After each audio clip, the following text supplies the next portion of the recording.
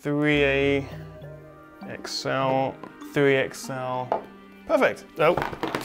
Hey guys, I'm Tom the Tech Chap, and I'm pretty excited about the upcoming Google Pixel 4 since an image of the back of the phone was teased by Google themselves, showing what looks like a radically different design from the Pixel 3. We've got a large, rounded square camera bump with what looks like 2 camera lenses, an extra sensor, and a flash. I'm not sure what you think, but the Pixel 4's camera actually looks a lot like the rumored iPhone 11's camera setup. It also seems to have lost the Pixel 3's rear fingerprint reader and the two-tone design. So right now we don't have any shots or details of the front of the phone, or actually any official spec yet, but then the Pixel 4 isn't expected to be released until October, probably mid-October. So let's speculate on what we can actually expect from the Google Pixel 4. Now I think for a lot of people, myself included, the Pixel 3 and the 3 XL like I've got here was a bit of a letdown. I don't think you should buy this. The camera and the software were amazing, but the uninspiring design, particularly this notchy 3 XL, fairly mediocre battery life, and also of course the flagship level pricing meant it sold like cold hotcakes. Cold cakes, maybe?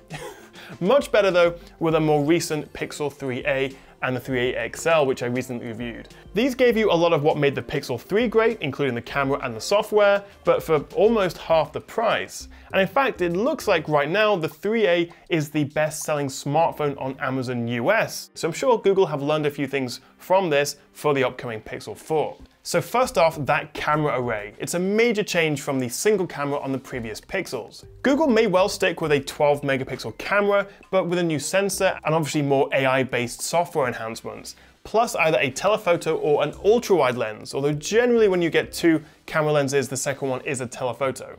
But what about that mysterious third lens? Well, it may actually be a spectral and flickering sensor like you get on the Pixel 3, which is used to compensate for strobing lights or flicker from screens. I think that's most likely considering the Pixel 3 had one of these, but there's a chance it may be a time-of-flight depth sensor to get more accurate depth of field in portrait shots and also better augmented reality.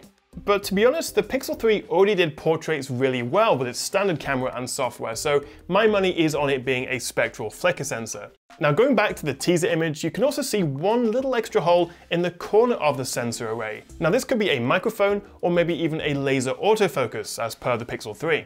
Now chances are, given the history of Pixel launches, we'll get 2 models, the standard Pixel 4 and the 4 XL. And so far they've always shared the same camera setup. The main difference is just the screen and battery size. It's also pretty much a given the Pixel 4 will run a Snapdragon 855 processor and also be one of the first phones to ship running the latest Android 10 or Android Q software. And since more and more flagship phones are offering more RAM these days, I'd bet on a bump up to maybe 6 GB from the current 4 GB on the Pixel 3.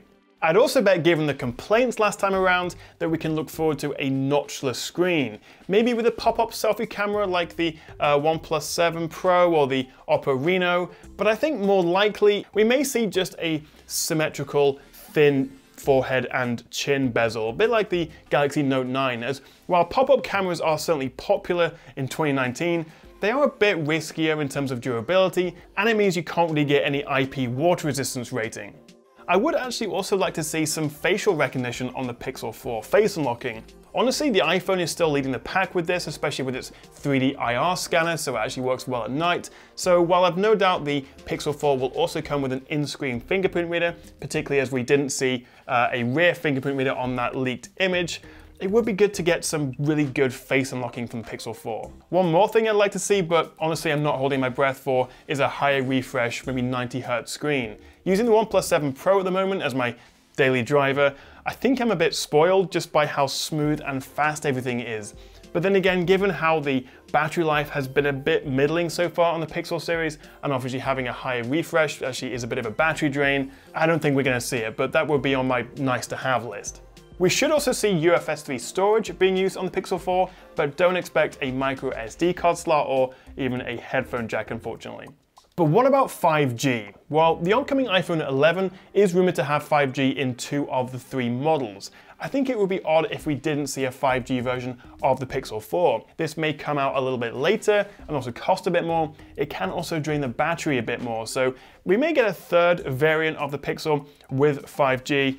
Whether the standard 2 come with it, I doubt it. It'll increase the cost, reduce the battery life, and I just don't think 5G is really going to be mainstream at least until next year. But the big question is, why have Google done this? Why have they leaked an image of the Pixel 4?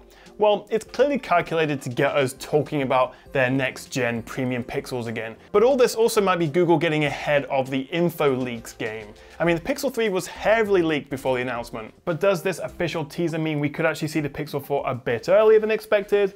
I doubt it. Google probably already have their release plans in place. In September, we had the Apple iPhone launch, and I don't think they're going to really be able to compete with the media storm that comes with a new iPhone launch. So I would still expect a mid-October announcement and late October release. But what about you? What features would you most like to see on the new Google Pixel 4?